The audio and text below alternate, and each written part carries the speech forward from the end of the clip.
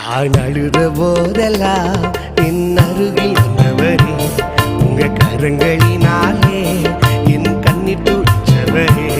நான் அழுத போதெல்லாம் என் அருகில் வந்தவரே, உங்க கரங்களினாலே என் கண்ணீர் துடைச்சவரே.